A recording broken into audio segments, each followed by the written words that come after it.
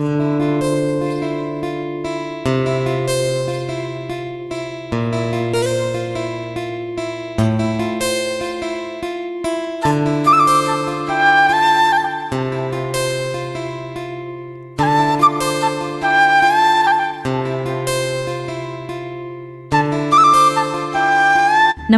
तुम्हा सर्वांचं आपल्या एका नवीन व्हिडिओमध्ये खूप खूप स्वागत आहे। आजचा दिवस तुम्हाला छान आनंदाचा जावो, तुमच्या मनातल्या सर्व इच्छा पूर्ण होत याच तुम्हाला नवीन आणि मंगलमय दिवसाच्या शुभेच्छा। तर सकाळचे लगबग ही प्रत्येकाचीच फार अवघड असते आणि त्या लगबगीमध्ये आपले सर्व गृहिणींची खूप सारी तारेवरची कसरत होते, हे तितकंच खरं।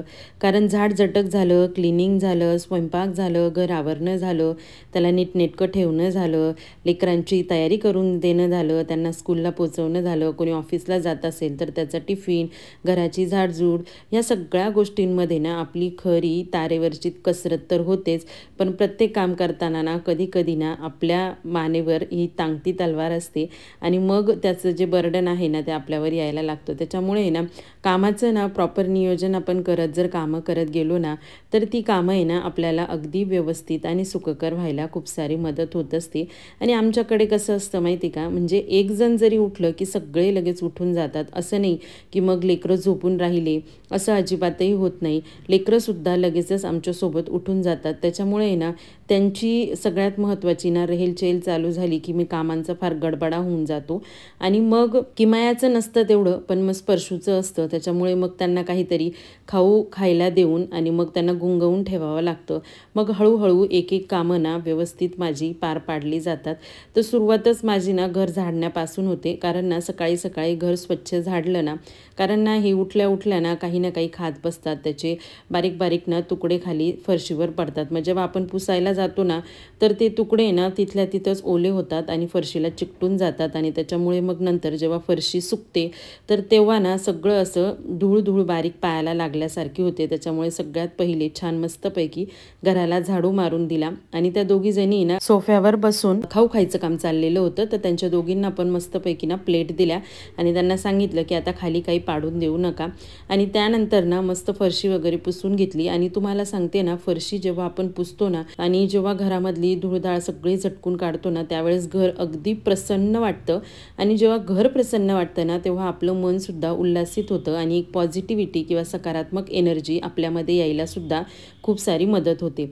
आणि त्यानंतर ना मग हे जे कपडे आहेत, म्हणजेच की जे कपडे मी हाताने धुवत असते किंवा वॉश करत असते, वॉशिंग मशीनला हे मी जे आपले पायपुसणी वगैरे जे आहे किंवा सॉक्स वगैरे जे असतात ना तर ते मी वॉशिंग मशीनला कधीच लावत नाही, ते मी हातानेच वॉश करत असते। त्यानंतर आपला हा जो मॉप असतो ना तो सुद्धा मी रोजच्या रोज व्यवस्थित क्लीन करते, कारण रोज फरशी पुसायची म्हणजे त्या मॉपमध्ये ना बरीचशी धूळ झालेली असते किंवा ना केससुद्धा त्या मॉपमध्ये अडकलेले असतात। त्याच्यामुळे ना हा मॉप जो आहे तो रोजच्या रोज आपण जर वॉश जर केला ना तर मग रोज जेव्हा आपण फरशी पुसायला घेतो ना तर त्यावेळेस त्याच्यामध्ये ना केस जे अडकलेले असतात ते पुन्हा पुसताना मध्ये मध्ये येत नाही आणि धूळ पण जी असते ना तर ती पण मध्ये मध्ये येत नाही। जर आपण रोजच्या रोज हा मॉप वॉश जर नाही केला तर मग फरशी पुसताना ना खूप सारी ती धूळ असते ना मॉपची तीच मध्ये येते। त्याच्यानंतर माझी सगळी तयारी वगैरे झाली, दुपारचं आमचं सगळं आटोपून झालं।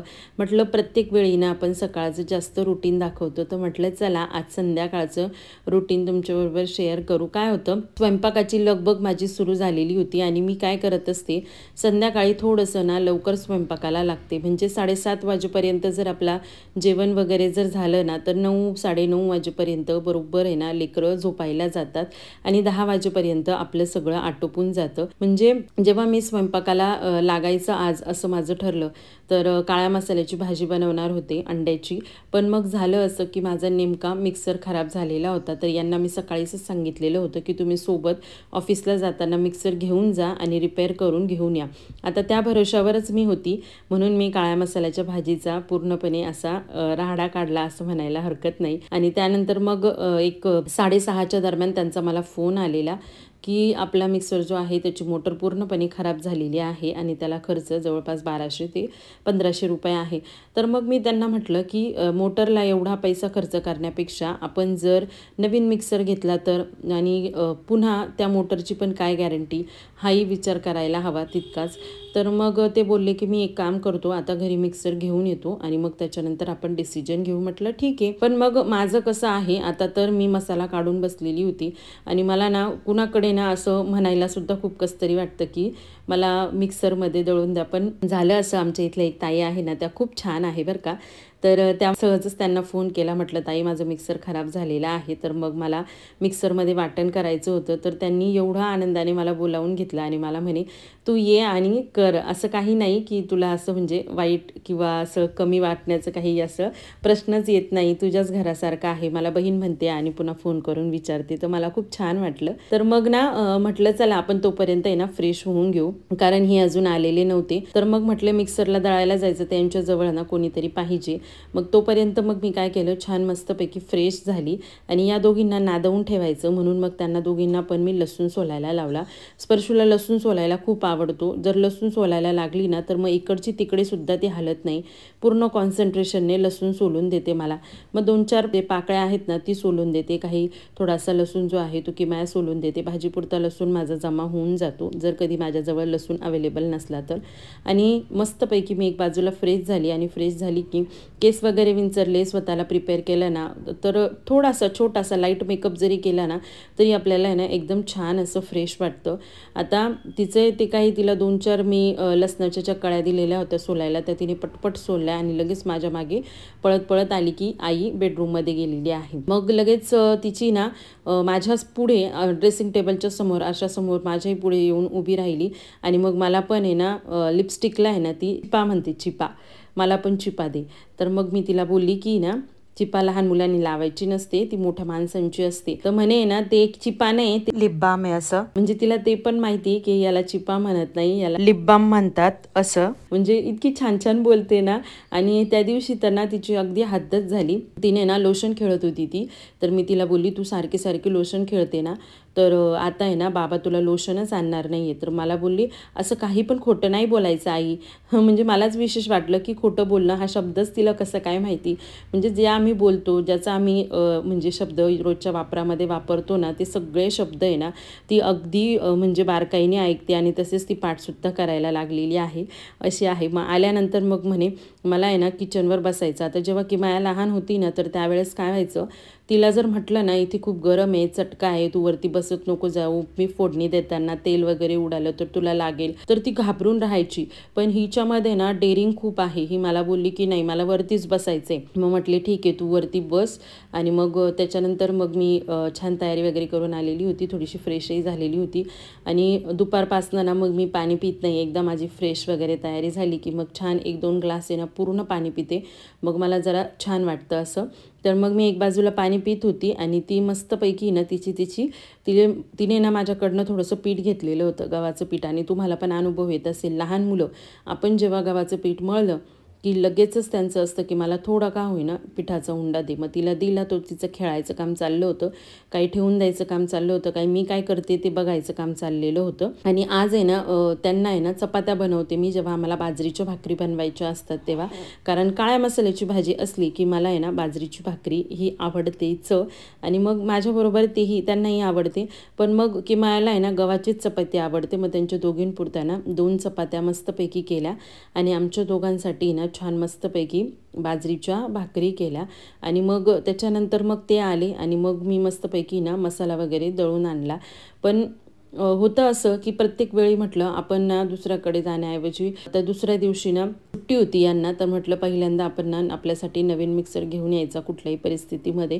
कारण काय होतं माहिती का, एकदा दोनदा ते आपल्याला आहे ना ते अजिबातही बरं वाटत नाही सारखं म्हणायला, आणि ते मला म्हणजे स्वतःलाच अजिबात पटत नाही, खूप असं मला स्वतःला गिल्ट फील होतं कुणाकडे काही वस्तू मागायची म्हणजे। आणि यांना माझा स्वभाव माहीत आहे, त्याच्यामुळे मग आहे ना आम्ही दुसऱ्या दिवशी कुठल्याही परिस्थितीमध्ये ना मिक्सर आणायला जाणारच होतो। तर तोपर्यंत मग माझं काम झालं। पण मग त्या ताईंनी मला एवढं छान सपोर्ट दिला ना की त्या मला बोलल्या की तू वाटणाच्या भाज्या करते ना, तर 1-2 दिवस जोपर्यंत तू नवीन मिक्सर घेत नाही तोपर्यंत माझा मिक्सर घेऊन जा. खरंच काही काही ना इतकी छान आपल्याला शेजारी भेटतात ना, इतके सपोर्टिव्ह शेजारी भेटतात ना, की खरंच म्हणजे आपल्यावर काही प्रसंग आला ना तर अगदी आपल्या लहान बहिणीसारखं किंवा आपल्या मोठ्या बहिणीसारखं किंवा अगदी आपल्या जीवलगांसारखं आपण म्हणजे त्यांच्याजवळ काही मनमोकळेपणाने सांगितलं ना तर लगेच आपल्याला काही गोष्टींचं सोल्युशनसुद्धा मिळतं. अशी माणसं खरंच आपल्या आजूबाजूला असलीच पाहिजे की ज्यामुळे ना आपल्याला खूप जास्त आहे ना सपोर्ट वगैरे मिळत असतो. लवकर स्वयंपाक जर केला ना तर लवकर मग लेकरं जेवण करतात, कारण किमाया पण मग शाळेमधून दमून आलेली असते आणि तिचं म्हणणं असतं की ती तयारी झाली की थोडंफार काही स्नॅक्स वगैरे खाल्लं की तिला लगेच जेवायला लागतं, नाहीतर मग ती ना अशी हे होऊन जाते एकदम नाही का, हे खा ते खा आणि मग ऐन जेवणाच्या वेळी ना तिची भूकमोड होऊन जाते. त्याच्यामुळे 7:30 ते 7:45 वाजेच्या दरम्यान कुठल्याही परिस्थितीमध्ये मी स्वयंपाक हा रेडी करूनच ठेवते. काही असो कुठल्याही परिस्थितीमध्ये ना आपली मेहनत करण्याची ना तयारी जर ठेवली ना तर आपण जे डोळ्यासमोर उद्देश ठेवलेला आहे ना किंवा उद्दिष्ट ते अगदी साध्य होतं म्हणजे होतंच, हे तितकंच खरं. तर होतं कधी कधी असं की आपण कितीही मेहनत करा पण त्या मेहनतीला आहे ना कधी कधी चीज होत नाही ना, तर ते बघून माणसाला खूप असं वाईट वाटतं की आपण खूप सारे कष्ट घेत आहोत, खूप सारे प्रयत्न करत आहोत पण त्या कष्टांचं चीज होत नाही आहे किंवा त्या प्रयत्नांचं चीज होत नाही आहे. असं बऱ्याचदा आपल्याबरोबर होत असतं. पण त्यासाठी ना किंवा त्यावेळी ना एकच गोष्ट लक्षात ठेवायची असते, ते म्हणजे आज ना उद्या आपला दिवस येईल. प्रत्येकाचा दिवस येतो, कारण मेहनत जेव्हा आपण करत असतो ना तर त्या मेहनतीला आहे ना फळ हे येतच असतं. फक्त आहे ना थोडा उशीर लागतो, हे तितकंच खरं. कारण माझ्या बाबतीतही तसंच होतं आहे. थोडा उशीर जरी झाला तरी मी मनाला समजवण्याचा प्रयत्न करते की आजचा जरी दिवस माझा नसला तरी उद्याचा दिवस हा माझा नक्कीच असणारच आहेच. कारण आता ही फील्डसुद्धा माझ्यासाठी काही नवीन राहिलेली नाही आहे. अगदी 2 वर्षापासून कंटिन्यू मी व्हिडिओ कायमस्वरूपी अपलोड करते आहे. पण मग आपण जी काही मेहनत करतो आहे ना ती कधी ना कधी त्या परमेश्वराच्या नजरेस येईल, हे तितकंच खरं आणि यावरही माझा विश्वास आहे. त्यामुळे ना सतत आपण प्रयत्नशील राहावं, कष्ट करावं, मेहनत करावी. तो परमेश्वर आहे ना तिथे बसलेला आणि ना ह्या गोष्टी ना नशिबावर सुद्धा अवलंबून असतात. एक ना एक दिवस माझा सुद्धा व्हिडिओ खूप व्हायरल होईलच आणि तेही खूप लवकर, ही मला माहीत आहे. असो तर बघा आता 10 वाजलेले आहेत आणि आमचे सगळे लाईट्स वगैरे ना ऑफ झालेले आहे. आमच्या घरामध्ये कसं आहे, एकदा जेवण वगैरे झालं, थोडंसं लेकरांचं खेळणं वगैरे झालं म्हणजे जेवण वगैरे जिरून झालं की 9:30 पावणे 10च्या दरम्यान ना लाईट्स ऑफ करत चालायच्या. म्हणजे जसे जसे लाईट्स ऑफ होतात ना तस तसं आता की मायाला मोठी होत चाललेली, त्याच्यामुळे तिला माहिती आहे एकदा लाईट ऑफ केली की आपण जाऊन झोपायचं. त्याच्यामुळे मग स्पर्शूला पण त्याच गोष्टीची सवय लागलेली आहे. लाईट्स ऑफ केली की बरोबर त्या दोघी जणी ना बेडवर जातात. स्पर्शू थोडीशी ना आगाऊपणा करते, जोपर्यंत मी तिच्या जवळ जात नाही तोपर्यंत ती झोपत नाही. मग लाईट ऑफ केली की मग बरोबर आहे ना किमयाच्या बरोबर आहे ना सोबत जाऊन झोपते, थोडीफार मस्ती करते. मग माझं तोपर्यंत आहे ना एक बाजूला पाणी वगैरे पिऊन होतं आणि त्यानंतर मग मी तिला जवळ घेतलं की छान मस्तपैकी झोपी जाते.